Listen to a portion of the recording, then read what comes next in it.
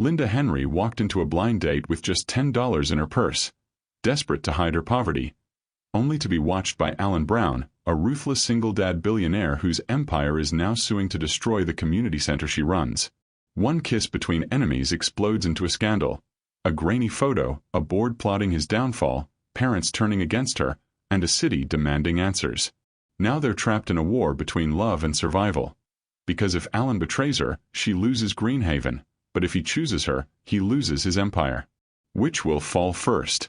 Before we continue this wonderful story, click subscribe, like and comment where you're watching from.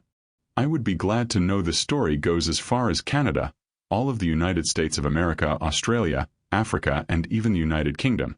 So let me know where you're listening from. Now let's get to where the story begins.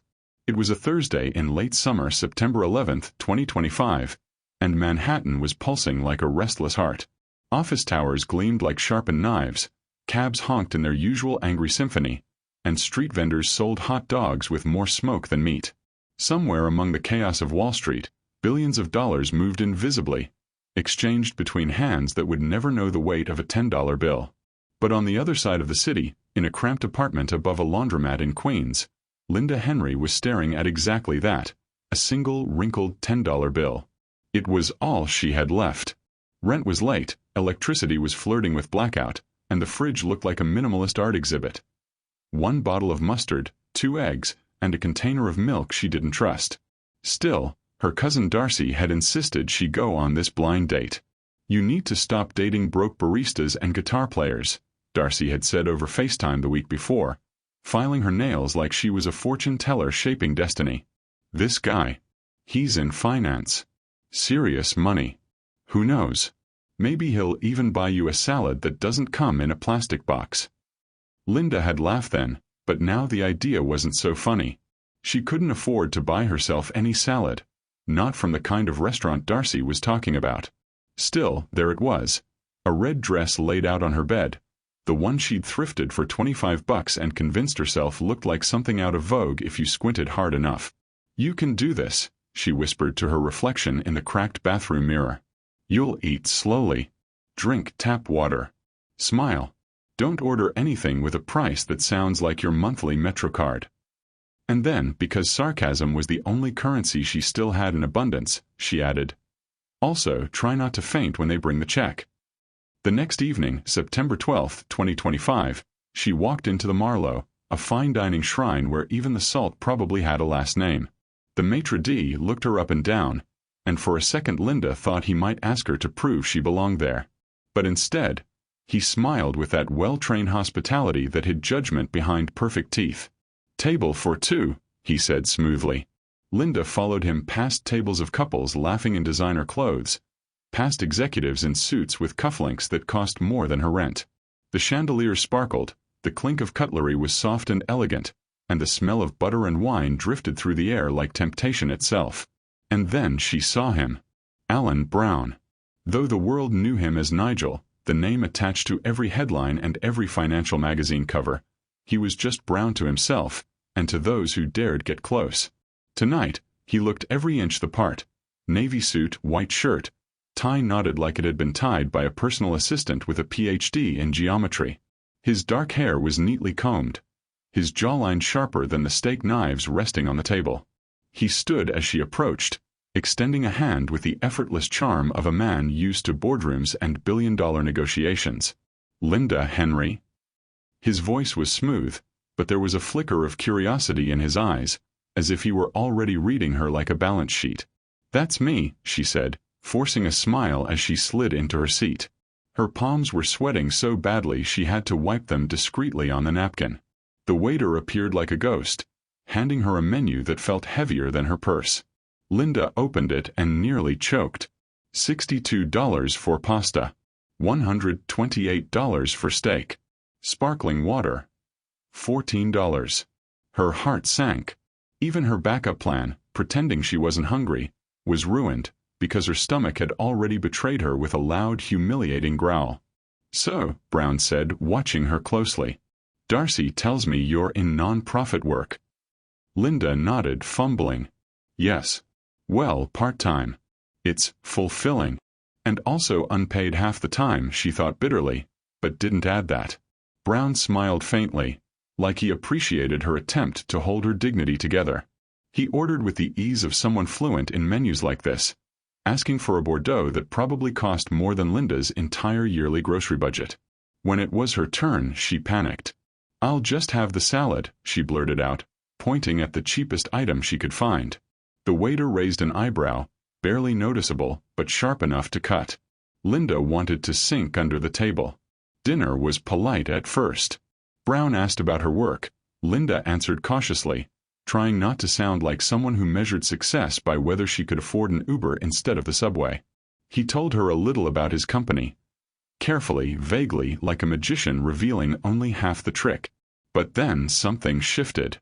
Linda cracked a joke about how her salad portion looked like a plate of leaves that escaped from Central Park, and to her shock, Brown laughed. Not politely, really laughed. Heads turned at the sound, because the CEO who rarely smiled on magazine covers was now chuckling over lettuce with a girl who had $10 to her name. Linda's shoulders relaxed. For the first time that night she wasn't thinking about the bill. She was thinking about him. Still, a part of her brain screamed, "Careful. Men like him don't notice women like you. They buy yachts, not subway cards." But when his eyes lingered on her across the table, not her dress, not her lipstick, but her, Linda wondered if that voice was wrong. And then came the moment that shattered her fragile peace. The black folder landed on the table like a coffin. She opened it, and her stomach dropped. $426.50. Her face went cold. Her hand shook. That was more than she'd made in the past 2 weeks combined. "Would you like to split?" Brown asked casually, his tone unreadable. Linda's brain screamed. Split? With what? Her $10? She considered faking a phone call, pretending to be sick, running. But her pride, fragile and stubborn, forced her into a corner. She laughed, too loudly, like an actor forgetting her lines in a bad play. "Of course," she said, fumbling for her purse. But before she could pull out the wrinkled bill, Brown's hand landed on the folder. He slid his pen across the receipt with the confidence of a man signing away pocket change. "Relax," he said, smirking slightly. "I don't eat salads with women who think sparkling water costs less than rent." Linda froze. Her cheeks flamed. For a heartbeat, she thought he was mocking her. But then she looked closer, into those dark, watchful eyes, and realized he wasn't cruel. He was amused, intrigued, maybe even impressed. For the first time, Linda let herself breathe. And that night, as she walked out of the Marlowe in her second-hand red dress, $10 still in her purse, she didn't know that this was only the beginning. She didn't know that Alan Brown, Nigel, the single-dad CEO with empires under his thumb, had seen her bluff and had decided to keep watching. And she didn't know that her life was about to be rewritten, not by money or power, but by a man who would challenge everything she thought she knew about herself. September 15th, 2025. 3 days after the Marlowe, Linda Henry was standing in front of a copier that sounded like it had survived the Vietnam War. The nonprofit office in Brooklyn wasn't glamorous. Beige walls, mismatched chairs, and the faint smell of instant coffee always hanging in the air, but it was her lifeline. She earned barely enough to keep her lights on, but at least the work mattered. At 9 a.m., her phone buzzed. A text from Darcy. Darcy, so. Was he hot? Rich? A creep? Tell me everything. Linda smirked. She typed back. Linda. Salad was $28. Bill was $426. I'm still alive. Darcy. OMG, face with tears of joy. So did he pay or nah? Linda. He paid. With the confidence of a man buying a stick of gum. Darcy. Smiling face with hard eyes. Marry him. Linda rolled her eyes, stuffed her phone back into her pocket, and returned to the copier, which promptly chewed up another sheet of paper like it was hungry for trees. For a week, she didn't hear from Brown. She assumed that was the end of it. Rich CEOs didn't call back women who showed up in second-hand dresses and ordered salads like they were performing CPR on their dignity. But on September 19th, 2025, as she was leaving the office, her phone buzzed again. Unknown number. Linda Henry? The voice was unmistakable. Calm, low, threaded with amusement. Her stomach flipped. Yes. This is Linda. It's Brown. I was in the area. Care for coffee. She almost laughed. In the area. As if billionaires just wandered around Brooklyn like they were looking for bodegas. Still, she found herself saying, sure. They met at a tiny cafe near the subway. Brown ordered black coffee, of course.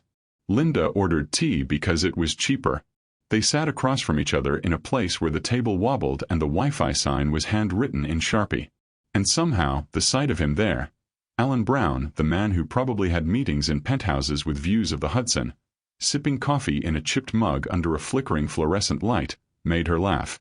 What's funny? He asked. You, she said. You don't look like you belong here. You look like someone photoshopped a Wall Street CEO into a college cafe. He cracked a smile. Maybe I like not belonging. After that, things became strangely routine. He'd call or text or sometimes just show up. Always calm, never intrusive, as if he were testing how far he could push the line between her world and his. On September 28th, they grabbed hot dogs from a street cart. Brown ate his with surprising enthusiasm, mustard on his cuff like a mortal human being. Linda teased him mercilessly. On October 3rd, he came to the community center where she worked, quietly watching as she wrangled kids into art class. He didn't say much, but she caught him smiling once, faintly, when one of the kids drew a crooked stick figure that looked suspiciously like him. By October 7th, Linda had almost convinced herself that this was real. That maybe a girl with $10 could belong in the orbit of a man who lived in a glass tower. But on October 10, 2025, everything cracked. It was a crisp Friday evening. They met at Bryant Park, leaves tumbling in shades of gold and rust, the fountain murmuring as if it knew secrets. Linda clutched a paper cup of coffee, but her hands trembled more than the wind could explain. She had carried the secret for too long. The $10 bluff at the Marlowe still gnawed at her. If he was going to keep appearing in her life, he deserved to know the truth. I need to tell you something, she said finally. Brown glanced at her, expression unreadable. Go on. That night at the Marlowe, she began, staring into the steam rising from her cup. I wasn't just nervous. I was broke. Completely broke. I had $10 to my name. If you hadn't paid, I would have walked out the back door. The words hung between them like a confession in church. For a moment Brown said nothing. Then, to her shock, he chuckled. I knew. Linda blinked. You what? I've sat in too many boardrooms not to notice when someone's bluffing, he said. You didn't order salad because you love lettuce, Linda. You ordered it because you were drowning. She groaned, covering her face with one hand. So my poker face is that bad? Terrible, he said. Then softer. But it was the bravest bluff I've ever seen. Most people gamble with millions. You gambled with $10. Her chest tightened. She wanted to laugh, cry, and hug him all at once. Instead, she whispered, You make it sound heroic. It was pathetic. No, Brown said firmly. It was survival. And that's something I respect. Linda's eyes stung. She wasn't used to being respected for her struggles. Pitted, yes. Dismissed, often. But respected. Rarely. In that moment, sitting on a park bench in the middle of Manhattan, Linda Henry realized she was no longer just the poor girl in the red dress. To him, she was something else. Something dangerous. The park buzzed with laughter, chatter, the faint sound of a saxophone from a busker nearby. But to Linda, it all faded. There was only the man sitting beside her, calm as stone, looking at her as though she had just rewritten his rules of the game. She didn't know what it meant yet. She didn't know that her world was about to collide with his in ways she couldn't control. But for the first time in years, she felt something almost reckless. Hope.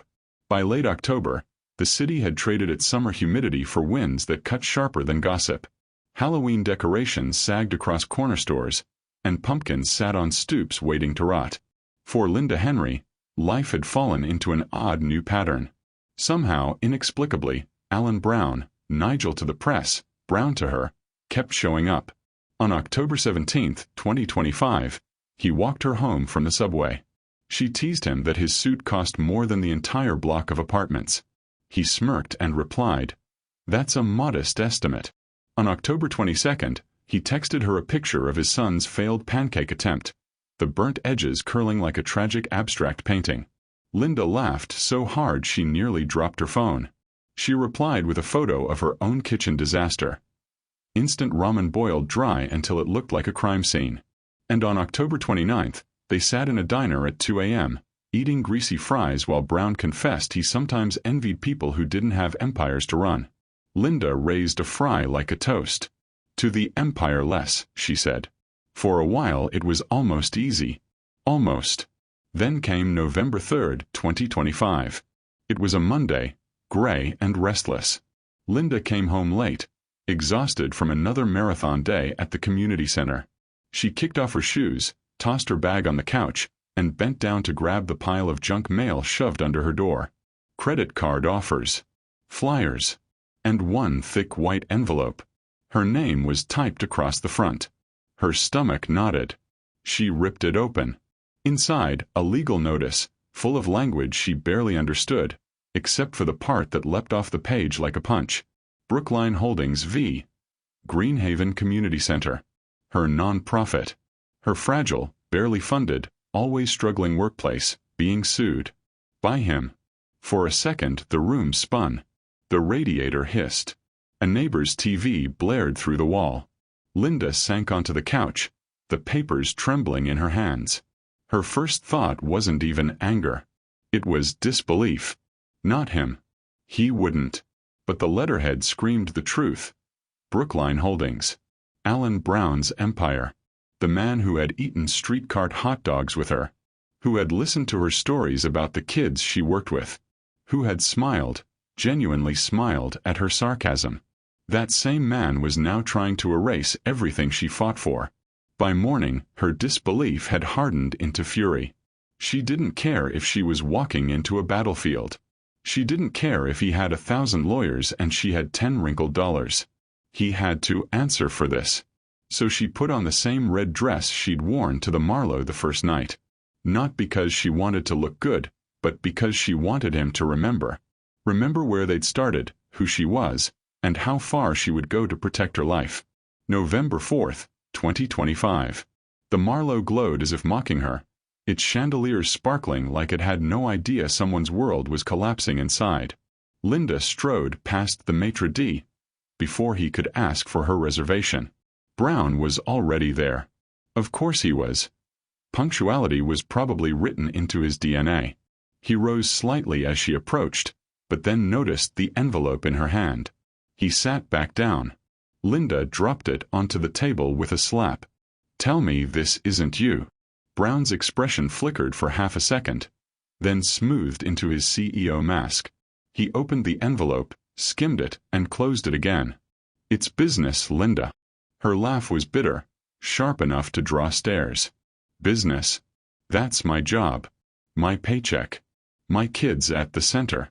You're not just moving numbers on a spreadsheet, you're gutting lives." A silence rippled outward. The couple at the next table leaned back discreetly. A waiter froze mid-step. Brown leaned forward, voice low but firm. "Brookline doesn't target people. We target inefficiencies. That community center is sitting on land worth millions. The lawsuit clears the path for redevelopment. New housing, new jobs, new opportunities." Linda's hand shook. "And where do my kids go, Alan? The ones who get their only hot meal of the day at that center? The parents who can't afford after-school care? Do they get a penthouse in your shiny new towers?" Something flickered in his eyes. Guilt. Annoyance. She couldn't tell. "You think I don't understand struggle?" he said finally, his voice sharper now. "I raised my son alone. Every deal I make, every risk I take, it's for him. To build something he can rely on when I'm gone." Linda leaned in, her voice trembling but unyielding. "Then you do understand. You know what it means to fight for someone. That's what I'm doing. These kids, this center, they're all I've got. They don't need skyscrapers, Alan. They need someone who gives a damn. For a moment, the mask cracked. His jaw clenched, his eyes softened. He looked at her, really looked, as though torn between two impossible worlds. The restaurant buzzed on, but at their table, silence reigned. Finally, Brown exhaled. "You're asking me to risk everything I've built." "No," Linda whispered. "I'm asking you not to destroy everything I've built." The words cut the space between them like a blade. Neither moved. Neither blinked. They sat locked in a war that had nothing to do with lawsuits or contracts, and everything to do with who they were. A poor girl who had once bluffed with $10, and a billionaire who didn't know how to stop playing to win. When Linda finally stood, her hands were still trembling, but her voice was steady. "If this is who you are, Alan, then maybe I was wrong about you." She left the envelope on the table. The chandeliers sparkled above him, the bill still unpaid, the air thick with unspoken words. For the first time in his career, Alan Brown didn't know whether he had just lost a deal, or something far more dangerous. November 5th, 2025. Alan Brown, Nigel to the newspapers, Brown to his board, sat alone in his penthouse office overlooking the Hudson. The city glittered beneath him, a living spreadsheet of profit and loss, yet tonight it looked like nothing more than glass and steel. On his desk lay the envelope Linda had left at the Marlowe. He hadn't thrown it away. He hadn't signed it either. It sat there like an accusation, a reminder that the empire he'd built might cost him more than money. Across the office, a Lego castle stood half-built on the coffee table. His son, Ethan, had been working on it before bed. 10 years old, stubborn as his father, prone to leaving tiny plastic bricks in places Alan's feet would inevitably discover at 6 a.m. Alan rubbed his temples. In the boardroom, life was simple: win or lose. But Linda had pulled him into another kind of war, one where hearts and lives were collateral. At 7:30 a.m., Ethan padded into the kitchen in his Spider-Man pajamas, hair sticking up like he'd lost a fight with the pillow. "Dad, you didn't finish the castle," he said, opening the fridge. Alan poured coffee, watching his son dig through for milk. "I thought it was your project." "It's ours," Ethan said stubbornly, grabbing the carton. He poured so much milk into his cereal that the Cheerios floated like lifeboats. Alan allowed himself a small smile.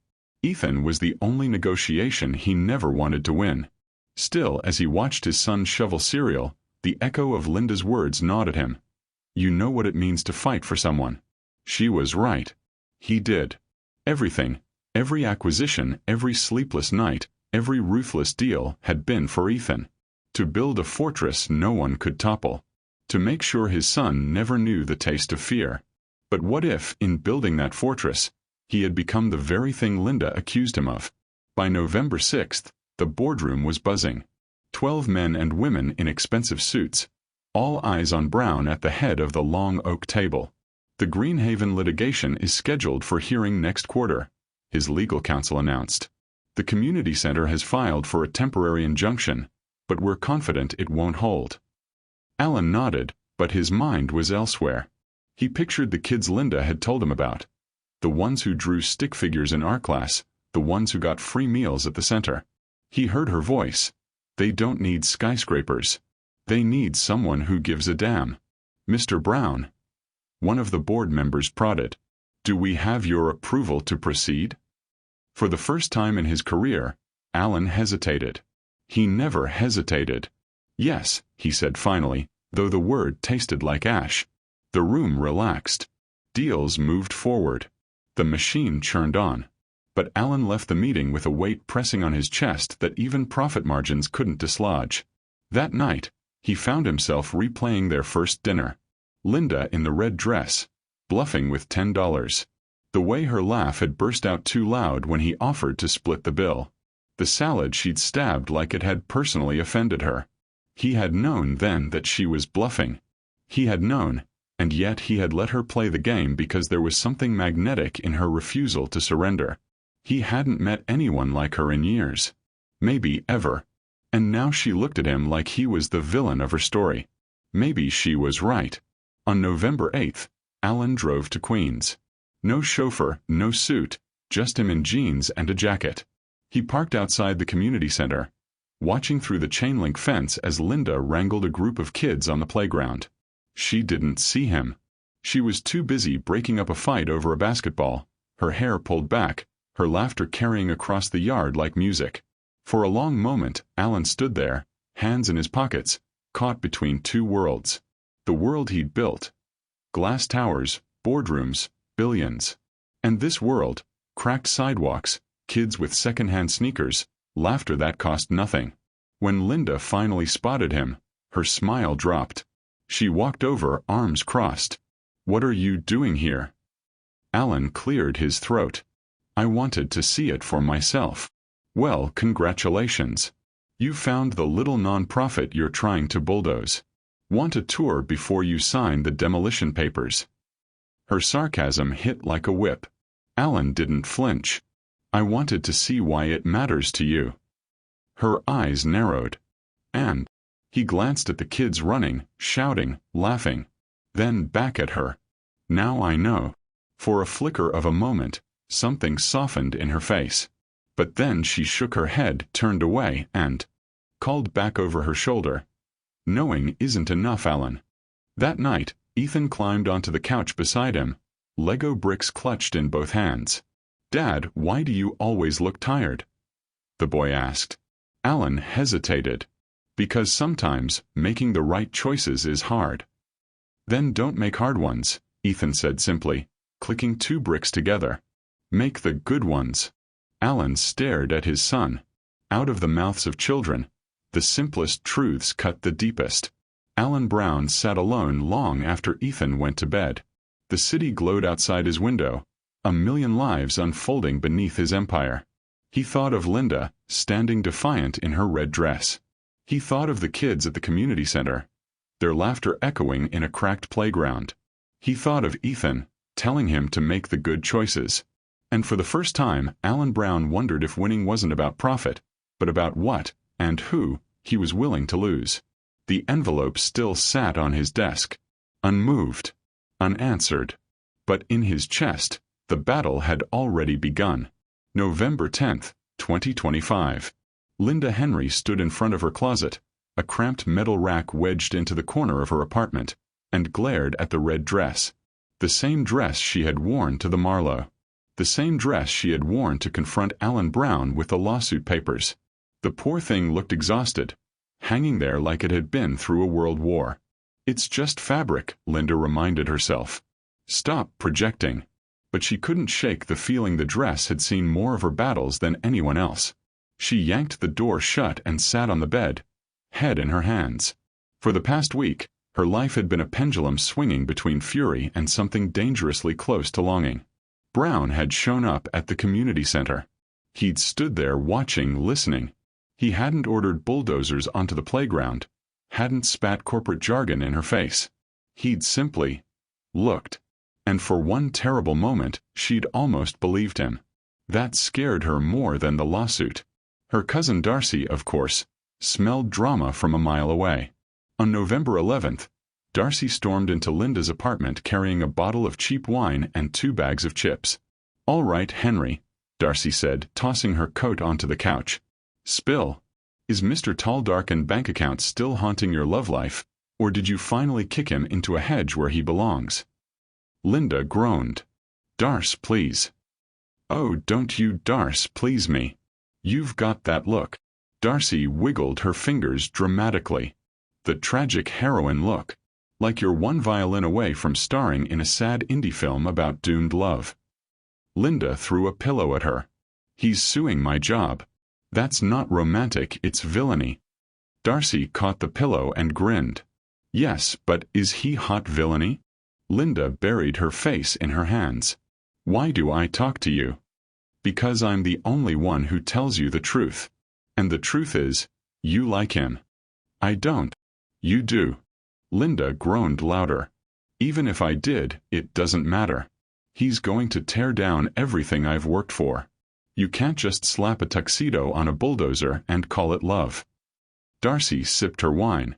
"No, but you can learn to play chess with the bulldozer driver." Linda looked up, frowning. "Chess?" Darcy leaned forward. You said he keeps showing up. He listens. He hasn't steamrolled the center yet. That means he's not sure. Which means...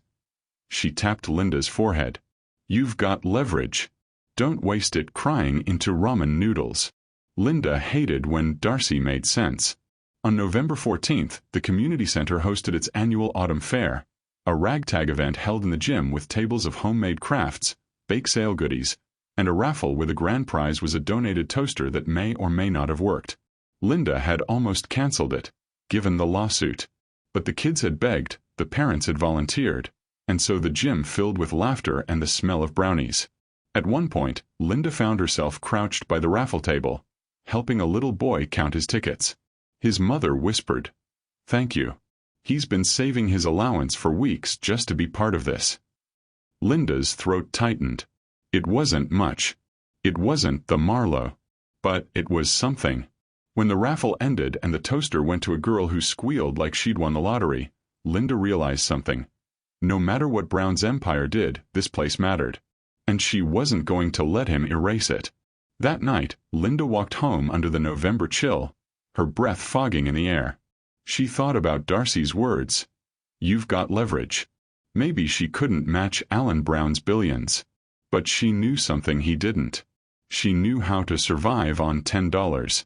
She knew how to stretch scraps into victories. She knew how to fight without boardrooms and lawyers. And maybe, just maybe, she knew him better than his own empire did. He was ruthless, yes. But she had seen the cracks. The single father who let mustard stain his cuff. The man who hesitated in a boardroom. The man who showed up in Queens just to watch. If she wanted to protect Greenhaven, she couldn't just fight him in court. She had to fight him in him. On November 16, 2025, Linda stood in front of the mirror. She wore the red dress again, the battle uniform that had become her accidental signature. She adjusted the straps, squared her shoulders, and whispered to her reflection, "This time you're not bluffing." She grabbed her coat, her bag, and headed out into the city night. She wasn't going to wait for Brown to decide her fate. She was going to step into his world, stand in his glass towers, and make sure he couldn't ignore hers. If it meant crashing his empire to save her community center, so be it. The subway rattled beneath her feet, the city roaring past in blurs of light. Linda Henry tightened her grip on the metal pole, her jaw set. This wasn't about romance anymore. It wasn't even about survival. It was about war. And she had finally chosen her battlefield. November 18, 2025. Linda Henry had never been inside a skyscraper that tall. She stood on the sidewalk craning her neck at the glittering facade of Brookline Holdings headquarters, 38 floors of glass and arrogance. The revolving doors gleamed like they were polished with the tears of interns. She tightened her coat around her red dress. The subway grime still clung to her shoes, but she wasn't here to blend in. She was here to stand out. When she pushed through the doors, the marble lobby nearly blinded her. A fountain burbled in the center, because apparently billionaires couldn't resist indoor water features. Security guards in tailored suits scanned the crowd like secret agents. A receptionist with a headset and a smile sharp enough to cut steel glanced at Linda. "Welcome to Brookline Holdings. Do you have an appointment?" "Yes," Linda said, with the confidence of someone who had exactly 0 appointments. "With Alan Brown." The receptionist blinked. "Mr. Brown is in a board meeting." "Perfect," Linda said. "I'll join him." The receptionist laughed. Then she realized Linda wasn't joking. Against all odds, or perhaps because chaos always found her, Linda made it into the elevator. A young intern had mistaken her for some guest speaker and swiped her through security. Now she was riding up 40 floors with a briefcase that wasn't hers. The intern had shoved it into her arms, and the sneaking suspicion she was about to be tackled by someone in an earpiece. The elevator chimed. The doors opened to a corridor so sleek it could have doubled as a spaceship set. At the end, glass doors revealed a boardroom glowing with screens, charts, and 12 people in suits that cost more than her rent. And at the head of the table sat Alan Brown. She marched in like she owned the place. The intern trailed behind her, pale and panicked. Brown's eyes snapped up. For a split second, his mask cracked. Then the CEO face slid back on. "Miss Henry," he said smoothly. "What a surprise." "Cut the act, Brown," she shot back, dropping the briefcase onto the table with a thud. "We need to talk." Murmurs rippled around the board. One woman whispered, "Who is she?" Another muttered, "PR stunt." Linda ignored them. She pointed at Brown. "You're suing my community center. In case your board hasn't heard, that means you're not just moving numbers around, you're moving people. Kids. Families. And I'm here to make sure you don't forget it." The room went dead silent. A man in glasses coughed awkwardly. Brown's jaw tightened. "Miss Henry, this is not the place." "This is exactly the place," Linda cut in. "Because you all sit in here making decisions that never touch the ground. Well, I'm the ground. And if you think I'm going to let you bulldoze Greenhaven without a fight, you've got another thing coming." The board stared like they'd never seen anyone talk to Alan Brown like that. Which, of course, they hadn't. Finally, Brown stood. His voice was calm, but Linda caught the flash in his eyes. "Miss Henry, this meeting is about multi-million-dollar developments. If you want to protest, there are public channels." Linda laughed. "Too loud, too sharp. Public channels? Do you know how many forms I've filed? How many phone calls I've made? People like me get buried in paperwork while people like you build towers on our graves." A murmur of discomfort ran through the board. Someone scribbled notes. Someone else cleared their throat. Brown's hands gripped the back of his chair. "That's enough." But Linda leaned closer, voice dropping. "No, Alan. It's not enough. You can bulldoze a block, but you don't get to bulldoze me." For the first time, the board saw something unusual. Alan Brown, the unshakable CEO, at a loss for words. Security finally arrived. Two men in suits flanked Linda, waiting for Brown's signal. For a long moment he just looked at her. Eyes stormy, unreadable. Then he gave a curt nod. "Escort Miss Henry out." They led her through the glass doors, but not before she tossed one last grenade over her shoulder. "You might win in court, Brown. But you're losing something else. And deep down you know it." The doors closed. The boardroom buzzed like shaken bees. Back on the street, Linda's legs finally trembled. She ducked into a coffee shop, ordered the cheapest cup on the menu, and collapsed into a booth. She should have felt humiliated. She should have felt scared. Instead, she felt electric. For once, she hadn't just defended Greenhaven. She had rattled Alan Brown in front of his empire. And that, she thought, was worth every side eye from those marble floor executives. Meanwhile, in the boardroom, chaos simmered. One board member muttered, "She's a liability." Another whispered, "She's passionate. Could be spun into PR." Brown said nothing. He sat, staring at the place where Linda had stood, her red dress like a flare in his memory. His pulse still thundered in his ears. He should have been furious. He should have been calculating damage control. But all he could think about was her voice. "You don't get to bulldoze me." For the first time in years, Alan Brown wasn't sure who was winning. That night, Linda lay awake in her Queens apartment, staring at the ceiling. She knew she had poked the bear, maybe even signed her own professional death warrant. But she also knew something else. Alan Brown had heard her. Really heard her. And that scared him more than any lawsuit. The war wasn't just legal anymore. It was personal. And neither of them could walk away. Linda crashes Brookline Holdings boardroom. Publicly challenges Brown in front of his empire. Leaves shaken but triumphant. Brown left rattled. For the first time, she makes him lose composure in front of his people. November 19th, 2025. When Linda Henry walked into the community center that morning, she half expected to be met with pitchforks. Instead, she was met with stares, whispers, and one kid who ran up shouting, "Miss Linda, I saw you on TikTok." Linda blinked. "What?" The teenager, phone in hand, pulled up. A shaky video. There she was, striding into Brookline Holdings glass tower in her red dress, voice sharp as a whip. "You don't get to bulldoze me." The video had already racked up 50,000 views, complete with a hashtag. Hashtag red dress versus CO. Linda groaned. "Oh God." Darcy texted 5 minutes later. "Babe. You're viral. Do not waste this. Call a stylist." Not everyone was thrilled. By noon, Linda sat in the director's cramped office while he wrung his hands. "Linda, you can't just barge into Brookline Holdings. Do you realize what you've done?" "Yes," she said, arms crossed. "I've shown them we're not afraid." He sighed. "We run on donations, grants, goodwill. And now, half our donors are calling, worried about being tied to a lawsuit with the biggest developer in Manhattan." Linda's stomach sank. "So what are you saying?" "I'm saying," the director said carefully, "that passion is good. But you've painted a target on our backs. If Brookline cuts off their discretionary fund donations, we're in trouble." Linda left the office with her head spinning. She'd wanted to fight for Greenhaven, but what if she'd just made things worse? That night, Darcy barged into Linda's apartment with takeout and no sympathy. "You're a meme," she announced, plopping dumplings onto the table. "Half the internet thinks you're Joan of Arc in a Zara dress. The other half thinks you're insane. Congratulations." Linda buried her face in her hands.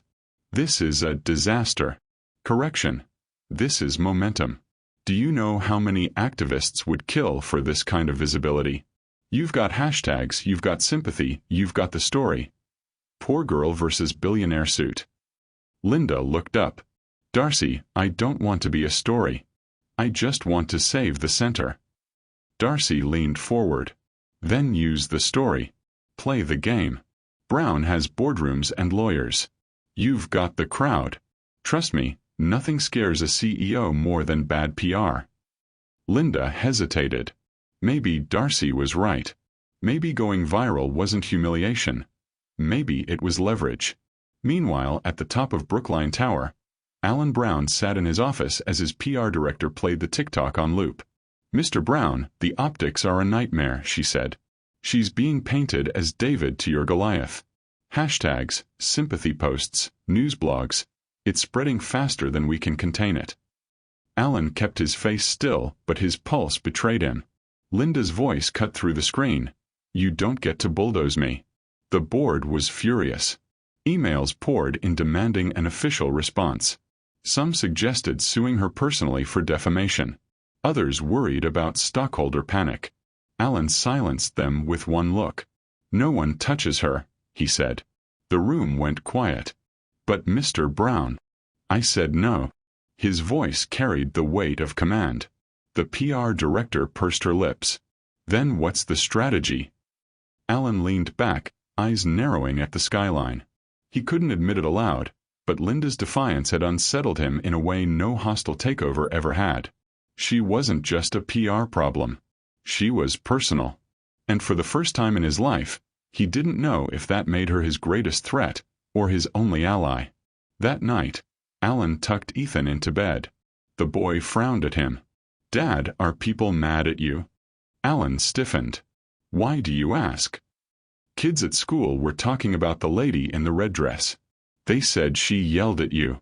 On the internet." Alan exhaled slowly. Even his son had heard. "Sometimes people disagree with what I do. But I always do what I think is best for you." Ethan hesitated. "Is she bad?" Alan thought of Linda's fire, her laughter, the way she'd looked at him in Bryant Park. He thought of her standing in his boardroom, unshakable, daring him to bulldoze her. "No," he said finally. "She's not bad." "Then why are you fighting her?" Ethan asked. Alan had no answer. By November 20th, 2025, the storm had spread. Blogs, local news, even morning shows debated the confrontation. Clips of Linda's boardroom speech played alongside footage of Brookline skyscrapers. At Greenhaven, parents approached Linda nervously. Some thanked her for standing up. Others worried she was antagonizing a giant they couldn't afford to fight. Linda smiled through it all, but inside, doubt gnawed at her. Was she protecting the center? Or dooming it? Then, that afternoon, she received a text from an unknown number. "Brown, meet me. Tonight." Bryant Park. 8 o'clock. Her heart skipped. At 7:55 p.m., Linda stood at the edge of Bryant Park, the November wind biting her cheeks. She pulled her coat tighter, eyes scanning the crowd. Brown appeared from the shadows, taller than she remembered, his expression carved in stone. For a long moment, they simply looked at each other. The billionaire in his immaculate coat, the non-profit worker in her scuffed boots. Enemies. Rivals. Something more. And as the city lights glowed around them, both knew the next move could decide everything. Set the stage. Cold night, media pressure looming, both characters armed with words. Begin with sharp, heated argument, public enough that people notice. Then shift into intimacy, a private bench conversation where they reveal cracks in their armor. Include humor/satire to cut the tension. End on an unresolved but powerful note, Linda realizing Brown may not be her simple enemy, and Brown realizing Linda might be his undoing. November 20th, 2025. The wind cut sharp through Bryant Park, rattling the bare branches of the trees. Fairy lights glowed above the ice rink, skaters wobbling and laughing, oblivious to the Cold War playing out at the park's edge. Linda Henry shoved her hands into her coat pockets. Her red dress peeked out from beneath the wool, a stubborn flag in the November dark. She spotted him before he saw her. Alan Brown, striding across the pavement like he owned it, coat buttoned, jaw set, eyes stormy. He always looked like he was on his way to close a billion-dollar deal. And she always felt like she was on her way to lose a bus fare. When their eyes met, the air tightened. "Henry," he said. "Brown," she replied. "You've made quite a spectacle of yourself," he said, voice low but cutting. "Storming into my boardroom. Do you know what that kind of stunt does?" "Yeah," Linda shot back. "It makes people finally listen. Which is more than your board ever does for anyone outside their cocktail parties." A couple walked past, glancing at them curiously. Brown lowered his voice further. "This isn't a game, Linda. You've gone viral. Every word you say now has weight. One wrong move and you could sink the very cause you're trying to protect." Linda crossed her arms. "Don't lecture me about consequences. You're the one suing a community center like it's a cockroach in your penthouse." His jaw tightened. "It's not personal." "Oh, spare me," she snapped. "It's always personal. For you, it's legacy. For me, it's survival. You don't get to pretend you're some neutral calculator when you know damn well what's at stake." Their words clashed like swords, sharp and echoing. People passing by began to notice. A businessman slowing to watch, a skater pausing near the rail. Brown exhaled hard. "Do you think I don't see it? Do you think I don't know what Greenhaven means to you? To those kids? Then why are you doing this?" Linda demanded. He hesitated, the smallest crack in his steel facade. "Because I can't stop." Linda blinked. "What does that even mean?" Brown looked away, at the glittering rink. His voice softened. "Every deal, every lawsuit, every tower, it's momentum. If I stop even once, the whole machine questions me. Investors panic. Rivals pounce. I can't just bend the rules because one woman in a red dress tells me to." Linda's chest tightened. For a moment she saw past the CEO mask, to the man trapped inside his own empire. But she refused to let sympathy soften her spine. "Maybe that's the difference between us. You're building towers to prove something to people who don't care about you. I'm saving a community that actually does." Silence stretched. Finally, Brown gestured toward a bench beneath a tree. "Sit. Before you cause a scene that winds up on page 6. Linda rolled her eyes but followed. They sat, the cold seeping through the wood, their shoulders stiff with distance. Brown rubbed his hands together. "Why do you do it, Linda?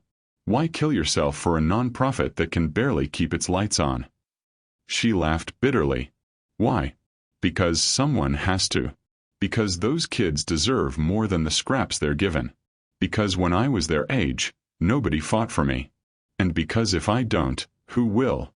Brown studied her, expression unreadable. "You think I don't understand that? I built Brookline so my son would never wonder who was fighting for him. Her head turned sharply. This is about Ethan? For the first time he flinched. The name in her mouth was unexpected, too intimate. Yes, he said quietly. It's always about him. Linda felt her anger falter. She could almost see it. Alan Brown, not as the ruthless CEO, but as a father clawing to protect his child. She thought of Ethan's burnt pancake photo, the Lego castle. She wanted to hate him. God, it would be easier if she could. The silence stretched too long. Finally, Linda muttered, "Well, congratulations. You've officially made me feel guilty for calling you a bulldozer." He smirked faintly. "I've been called worse." "Oh, like what?" His smirk widened. "Vampire. Shark. Capitalist cyborg." Linda snorted. "Cyborg fits. I half expect you to charge yourself at night in a docking station." He chuckled, the sound startlingly warm against the November chill. For one dangerous moment, it almost felt like they weren't enemies at all. But then reality snapped back. Linda leaned forward, elbows on her knees. "This doesn't change anything, Alan. Greenhaven is still in your crosshairs. And I'm still not backing down." He nodded slowly.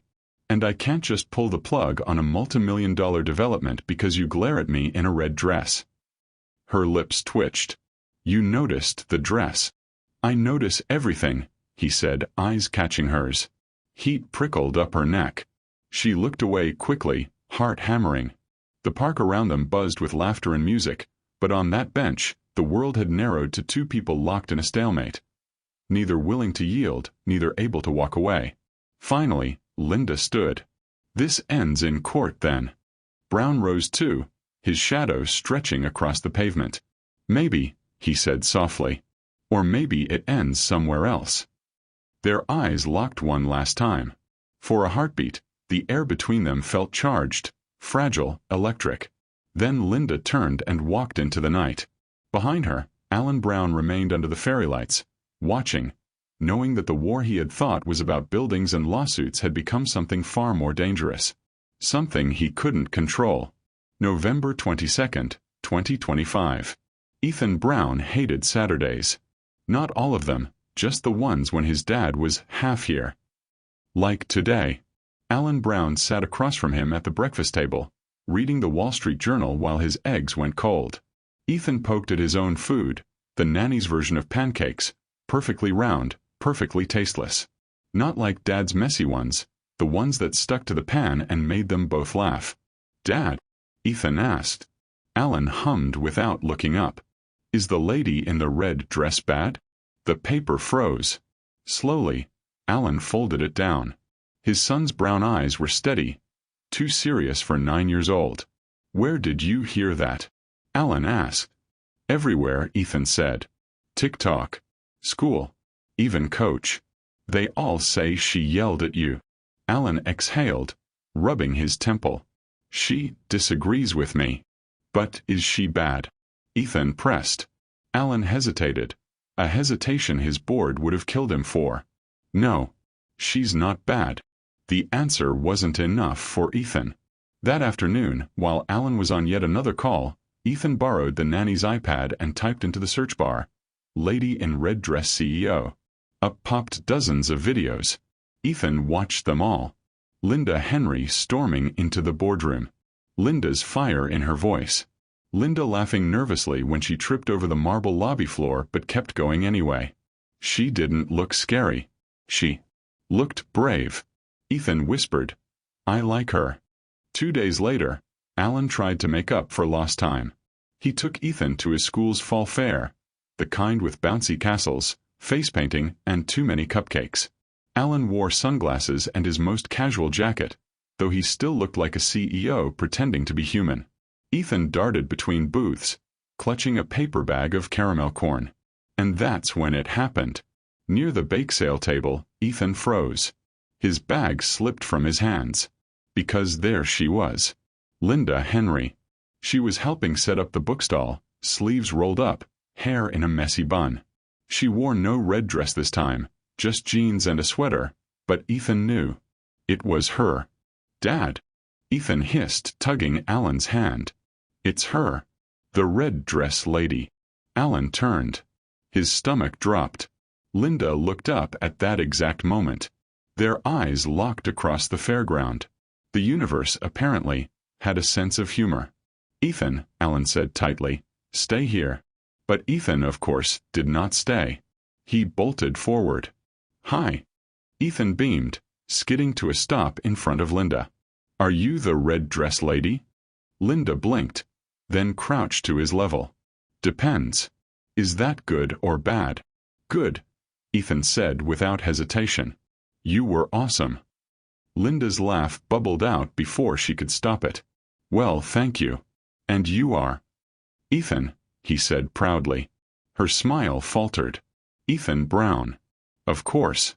By the time Alan reached them, his son was already chattering away. "You know, Dad burns pancakes too." "Well, not every time. But a lot." Alan's ears burned. "Ethan." Linda rose slowly, meeting Alan's gaze. There it was again, that dangerous electricity. "Small world," she said dryly. "You shouldn't be here," Alan muttered. "Relax." "Brown. It's a school fair, not a protest." Ethan looked between them, utterly fascinated. "Wait. You know each other." Neither answered. Which was answer enough. For the next half hour, Ethan glued himself to Linda. He dragged her to the cupcake table, to the beanbag toss, even to the face-painting station. She didn't resist. She listened to his stories, laughed at his jokes, cheered when he won a stuffed bear. Alan followed like a storm cloud, fielding curious looks from other parents. His jaw clenched every time Linda smiled at Ethan, a smile softer than any she'd given him. Finally, when Ethan darted off to try the ring toss, Alan cornered her near the popcorn stand. "This is inappropriate," he said, low and fierce. "Inappropriate." Linda scoffed. "I didn't exactly plan for your son to ambush me." "You're exploiting him." Her eyes flashed. "Don't you dare. I'd never use a child, especially yours." "He came to me." Alan faltered. She was right. Still, the sight of Ethan tugging her hand had unsettled him more than any viral video. "Stay away from him," he said finally. Linda's voice dropped, steel beneath the softness. "Tell that to Ethan. Not me." When it was time to leave, Ethan clutched the stuffed bear Linda had helped him win. He looked up at his dad. "Can we see her again?" Alan froze. Linda's breath caught. Ethan looked between them, innocent and stubborn. "I like her. She's not bad." Alan didn't answer. He just took his son's hand, muttered a stiff goodbye, and walked away. But Linda stood rooted in place, heart racing. Because in that moment, she realized something Alan hadn't yet admitted. Ethan's heart had already chosen sides. That night, Alan poured himself a scotch in his penthouse, staring out at the skyline. For the first time, the towers he'd built felt like cages. His son's words echoed in his head, "She's not bad." And for the first time in his life, Alan Brown wondered if the war he was fighting was already lost. Not in court, not in the press, but in the eyes of the only person whose opinion truly mattered. November 24th, 2025. The Greenhaven Community Center was buzzing, but not with the sound of children's laughter. It was buzzing with reporters. Linda Henry had barely stepped through the door before a microphone was shoved in her face. "Miss Henry, do you have a response to Alan Brown's statement this morning? What do you say to claims you're exploiting the kids for attention? Is it true you've been seen spending time with Mr. Brown's son?" Linda froze. What? The last question sliced sharper than the others. She pushed past the crowd and into the safety of the office, slamming the door. Her director sat behind the desk, pale. "Linda, the press is everywhere. The lawsuit was bad enough, but now they think there's some kind of personal angle."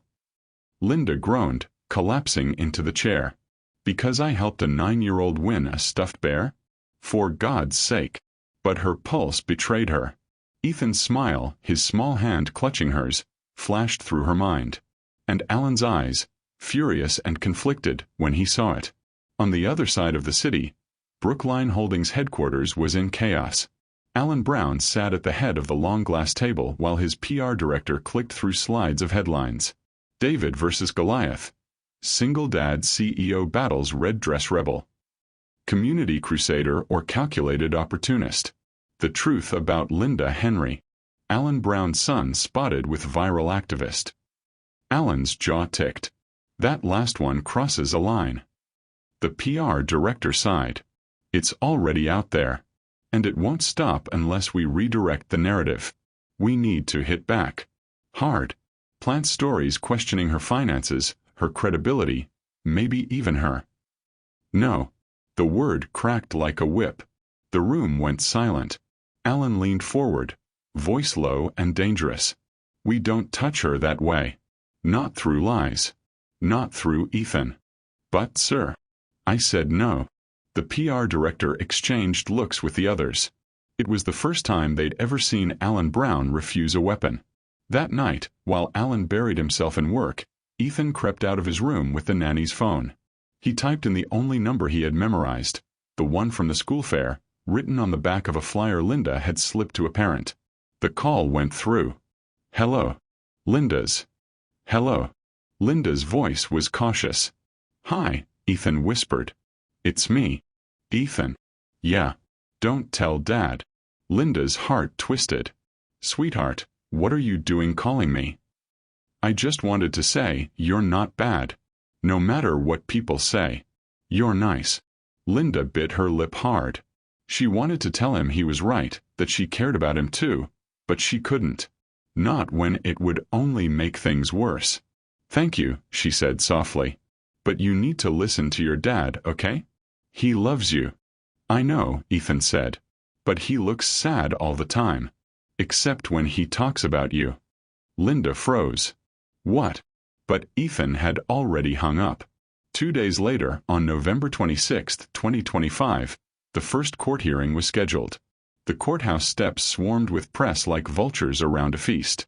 Linda arrived in her best thrift store blazer. Head high despite her stomach churning. Reporters shouted her name. Cameras flashing. Then the crowd roared louder. Alan Brown had arrived.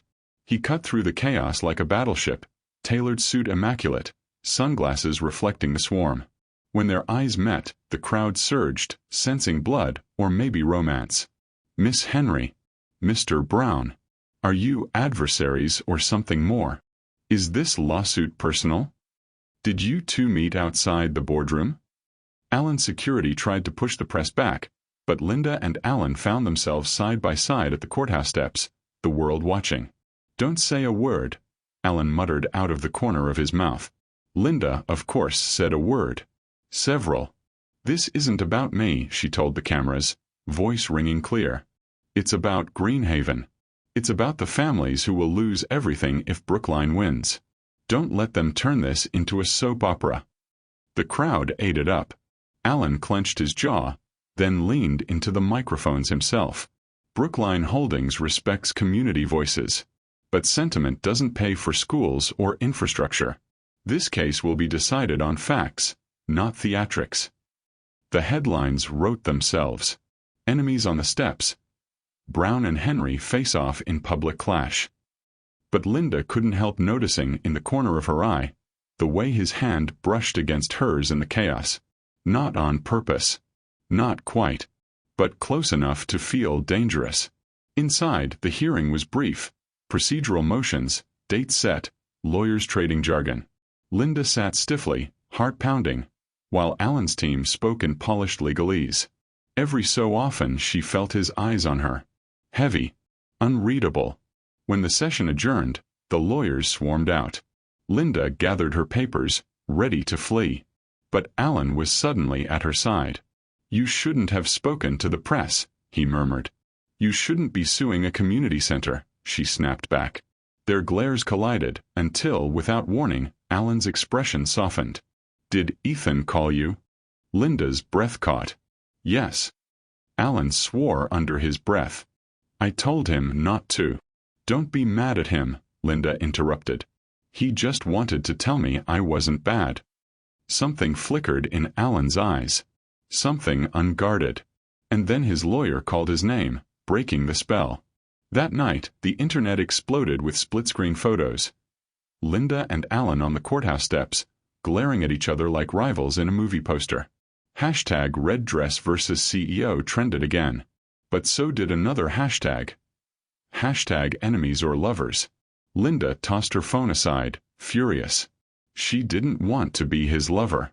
She didn't even want to think about it. But alone in her tiny apartment, she couldn't shake the memory of Ethan's voice. He looks sad all the time. Except when he talks about you. And somewhere across the city, in his penthouse of glass and steel, Alan Brown poured another drink, and admitted just for one night that the boy was right. November 28, 2025.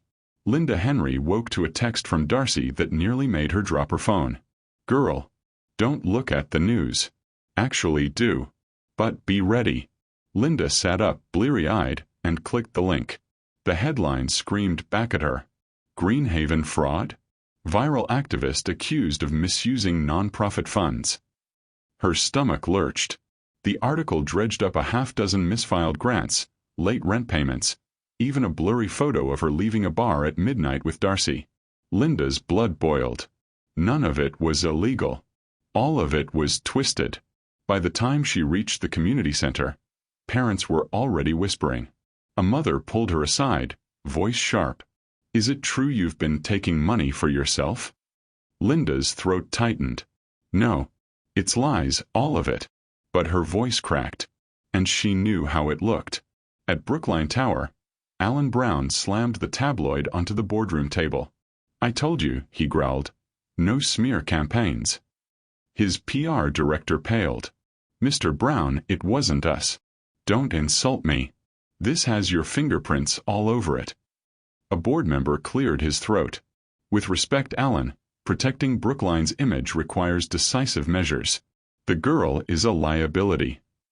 Her name is Linda Henry, Alan snapped. The room went still. He almost never used first names.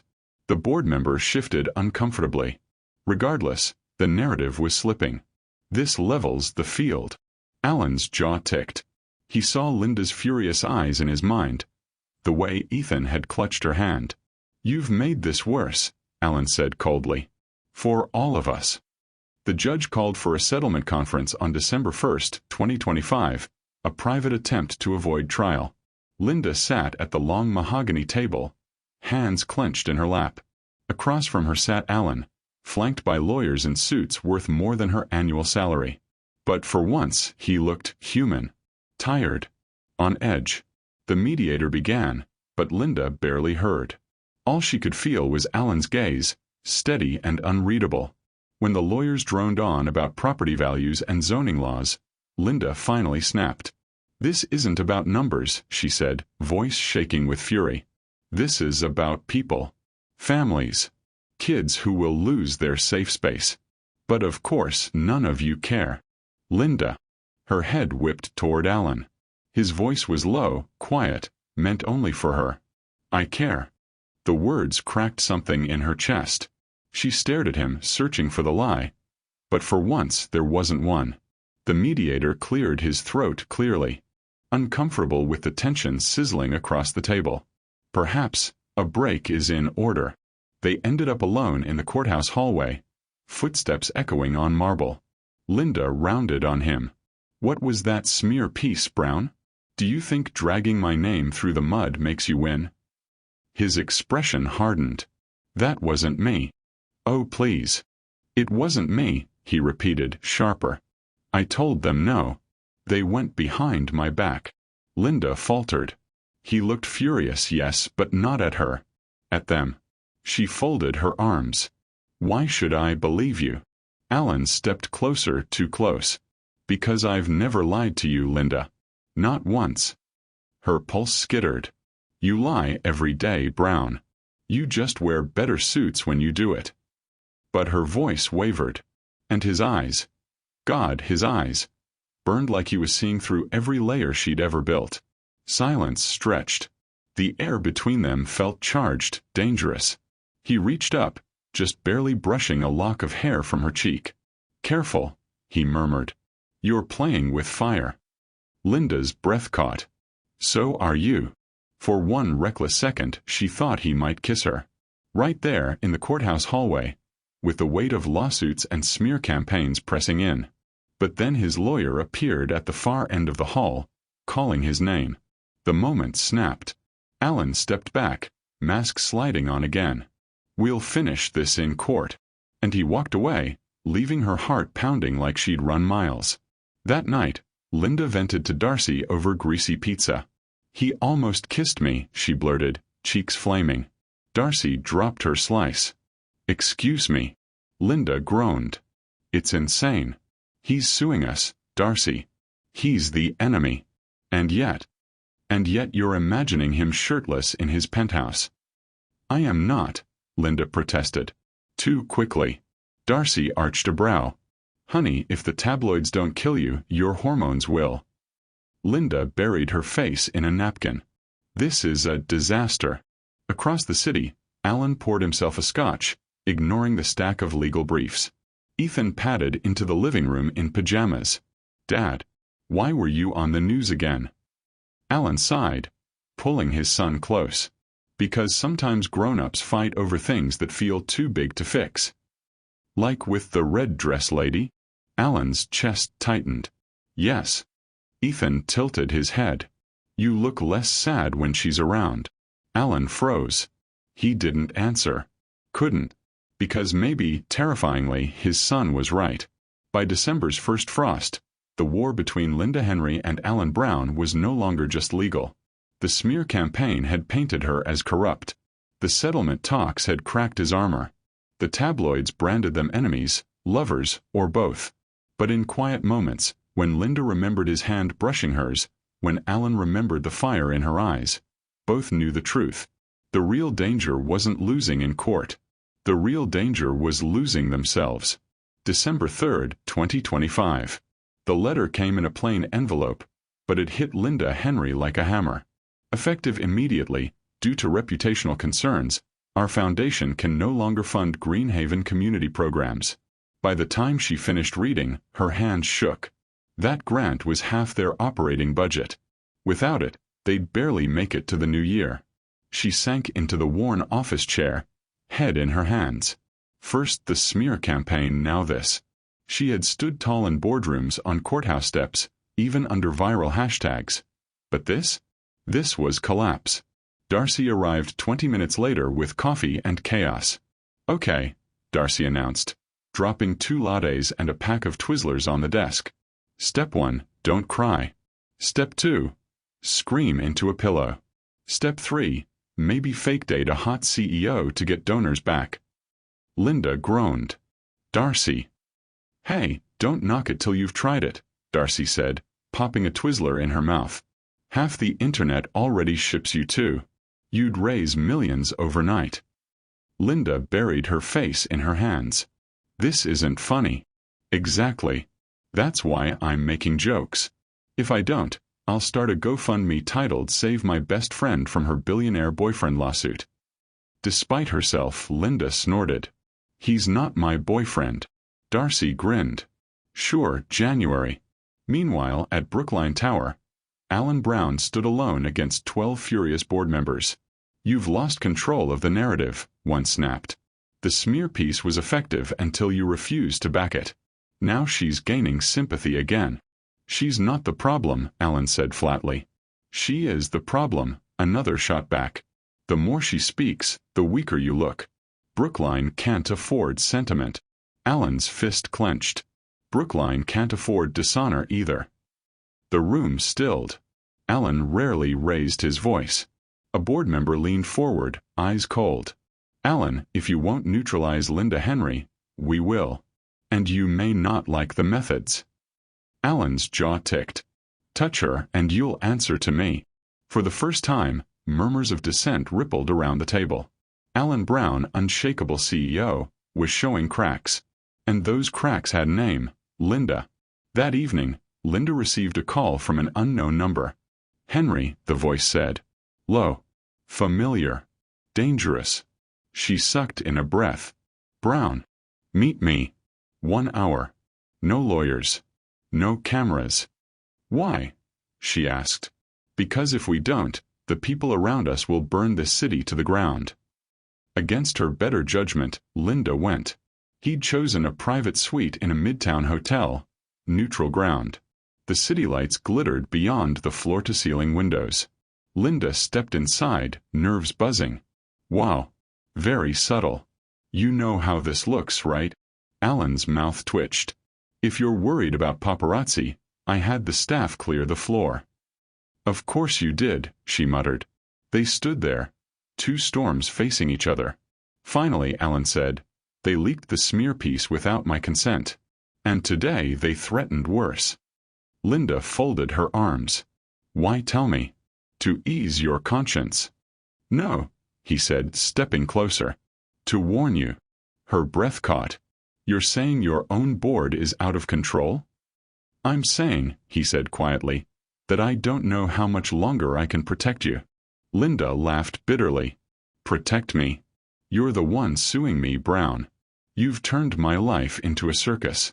And now you want me to believe you're my knight in shining Armani." Alan's jaw clenched, but his voice softened. "Do you think this is easy for me? Every time I face them, it's you they attack. You they want destroyed. And every time I find myself—" He stopped, struggling. "I find myself defending you." Linda's heart pounded. For the first time, the walls between them weren't boardroom glass or courtroom marble. It was just two people stripped bare. "I can't lose Greenhaven," she whispered. "Those kids, they're everything." Alan stepped closer still. "And I can't lose Ethan. Everything I've built, every ruthless choice, it's for him." Their eyes locked. Two fighters, battered but unbroken. The air between them vibrated. "Brown," she warned, though her voice shook. "Henry," he murmured back. And then, finally, inevitably, he kissed her. It wasn't gentle. It was fire and defiance. Years of walls crashing down in one reckless moment. She kissed him back, hating herself, loving it, drowning in everything she'd sworn to resist. When they broke apart, breathless, she whispered, "This changes nothing." His forehead rested against hers. "It changes everything." Linda pulled away, trembling. "We can't do this." "We already did," Alan said quietly. Her laugh was sharp, bitter. "You're still suing me. Your board still wants to destroy me. And I still want to beat you in court." Alan's eyes burned. "Then beat me. But don't ask me to stop wanting you." Linda turned toward the door, heart pounding so loud it hurt. This was a mistake. But as she left, she touched her lips, still burning with his. And she knew, mistake or not, there was no going back. By the time December snow began to dust the streets, the war between Alan Brown and Linda Henry had crossed a line no lawsuit could erase. The board smelled weakness. The tabloids smelled scandal. The city smelled blood. But Linda and Alan smelled something else entirely. Smoke, fire, desire. The dangerous kind that could burn down both their worlds. December 5th, 2025. Linda Henry avoided her own reflection in the cracked bathroom mirror. The memory of Alan Brown's kiss lingered like a bruise, tender, impossible to ignore. She'd promised herself she'd never be that girl, the one who let her heart override her principles. Yet here she was, brushing her lips with her fingertips like a teenager. Darcy barged in without knocking. "Okay, spill." Linda jumped. "What?" Darcy crossed her arms. "Your face. It's glowing like you swallowed a Christmas bulb. And don't even try the, 'I got good sleep' line. You look like you've been kissed by trouble. Which, knowing you, is probably true." Linda flushed. "Darcy. Oh my God. You kissed him, didn't you?" Linda groaned. "It was a mistake." Darcy squealed into her coffee. "The hottest mistake of your life." At Brookline Tower, the boardroom was colder than usual. One of the older members slid a grainy photo across the table. Alan Brown and a slim figure in red, entering a hotel through a side door. Alan's jaw tightened. Where did this come from? "Anonymous source," the board member said. "The press doesn't have it yet. But they will." "It proves nothing," Alan said flatly. "It proves enough," another countered. If you're compromised, Alan, you endanger us all. Alan's voice dropped. This company is mine. Don't forget who built it. But he felt the ground shifting beneath him. They smelled blood. 3 days later, another court session brought Alan and Linda face to face. Linda wore her best blazer. Alan wore his war mask. Cameras flashed as they entered. Inside the courtroom, their lawyers argued zoning clauses, property rights, community impact reports. But Linda and Alan barely heard. Every time his gaze brushed hers, her pulse jumped. Every time she caught him staring, he looked away a second too late. When the judge called for recess, Linda stormed out, desperate for air. Alan followed. "You're staring," she hissed in the hallway. He smirked, just slightly. "So are you." "This is insane," she whispered. "If anyone finds out." "They already suspect," he cut in. Her stomach dropped. "What?" Alan's expression hardened. "There are photos." For a second, the world tilted. Then Linda laughed bitterly. "Of course there are. With my luck, they'll run on the front page next to Santa Claus scandals." That evening, Alan tried to act normal at home, but Ethan was perceptive. Too perceptive. "Dad," Ethan asked as they ate takeout noodles at the kitchen counter, "why do people say mean things about Miss Linda on TV?" Alan nearly choked on his drink. "Where did you hear that?" "The news." "But they're wrong. She's nice. You like her too, right?" Alan froze. His son's big brown eyes were too honest, too knowing. Before he could answer, the nanny walked in. But she'd heard enough.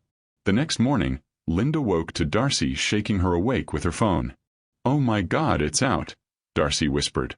Linda blinked. "What's out?" Darcy shoved the screen in her face. CEO Brown and community rebel Henry. Secret hotel rendezvous? The article had the grainy photo, blown up and circled in red. Linda's heart plummeted. "No. No, no, no." Darcy tried for humor, but her voice wobbled. "Well, at least they got your good side?" By December's second week, the story had shifted again. The lawsuit was no longer just about land. It was about loyalty, integrity, scandal. Alan Brown was fighting his board. Linda Henry was fighting her community's doubts. And now they were both fighting the pull between them, made public, messy, and impossible to deny. The city smelled drama. The board smelled weakness. The tabloids smelled blood. And Ethan, innocent and earnest, had already said what no one else dared. "You like her too, right?" December 7th, 2025. The photo was everywhere. On subway screens, on phone alerts, even plastered across the corner bodega's TV. A grainy shot of Alan Brown and Linda Henry entering a midtown hotel. The tabloids didn't care that it was blurry. The headline wrote itself. Red dress scandal. CEO and community crusader caught in secret rendezvous. By the time Linda reached Greenhaven that morning, parents were waiting in the lobby. One mother crossed her arms. "Is it true? Linda, are you with him?" Another frowned. "If you're sleeping with the man suing us, how can we trust you?" Linda's stomach twisted. "I'm not," she swallowed. "This is about the kids. It's always been about the kids." But the whispers didn't stop. Darcy stormed into the office an hour later, hair wild, clutching a stack of coffees like ammunition. "Okay, listen up," she barked at the staff. Linda didn't ask to be dragged into Gossip Girl, midlife crisis edition. You know her. She's been here for years. Does she look like someone who'd sell us out for a man who wears $2,000 shoes? Silence. Darcy turned to Linda and muttered, "Okay, maybe don't answer that." Linda groaned into her hands. "Darcy, please." Darcy softened, sitting beside her. "You're not the villain here. But honey, you also can't keep pretending that kiss didn't happen. Because now the whole damn city thinks it did." At Brookline Tower, the boardroom atmosphere was bloodthirsty. "We warned you," one director said, slamming the newspaper down. "Now you've tainted Brookline's reputation." Alan's knuckles whitened. "The article proves nothing." It proves enough, another shot back. Investors are nervous. Our stock dipped 2 points overnight. You're compromised, Alan. Alan's voice dropped to steel. I built this company. You think you can push me out? The board member leaned forward. If you don't end this distraction, if you don't cut her off publicly, we may not have a choice. Alan's chest tightened. End Linda, or lose the empire he'd clawed his way to build. On December 9, 2025, Linda stepped out of Greenhaven to find herself ambushed. Miss Henry, are you in a relationship with Alan Brown? Did you use the lawsuit to get close to him? Are you leveraging romance to influence the case? Microphones surrounded her like spears. Linda raised her chin. This isn't about me and Mr. Brown. This is about families. Kids. A safe place they'll lose if Brookline wins. Don't let anyone distract you from that. But the moment the words left her lips, she saw him. Alan across the street watching the chaos. Their eyes met. The cameras swung to catch it. And suddenly the questions doubled in volume. Mr. Brown, are you protecting her? Is this a conflict of interest? Are you in love with her? Alan didn't answer. But the silence was deafening. That night, Linda found herself pulled into a sleek black car idling outside her apartment. Kidnapping me now, she snapped, glaring at Alan in the back seat. His jaw was tight. We need to talk. About the smear. Or the fact that the whole city thinks we're star-crossed lovers. His eyes flicked to hers. Are we? Linda's breath caught. Alan. He leaned closer, voice low, raw. They want me to denounce you. Publicly. They want me to crush you, Linda. And part of me knows I should. But when I look at you, he broke off, shaking his head. I can't. Her chest ached. Then don't. You don't understand, he said fiercely. If I defy them, I could lose everything. Brookline. The legacy I've built for Ethan. And if you don't, she whispered, I lose everything. Greenhaven. The kids who depend on me. Silence. Heavy. Intimate. Then, softly, Alan said the words neither of them had dared yet. What if we both lose? The next morning, the New York Ledger ran an exclusive headline. Anonymous Brookline insider. CEO Brown compromised by affair with opposing party. The article claimed Alan had met Linda privately at least 3 times, including the night of the hotel photo. It questioned his ability to lead. And at the end, one chilling line. The board is considering emergency action to remove him as CEO. Linda read it with trembling hands. Alan read it with cold fury. Both of them knew the battle was no longer just about Greenhaven. Now, Alan's empire itself was on the line.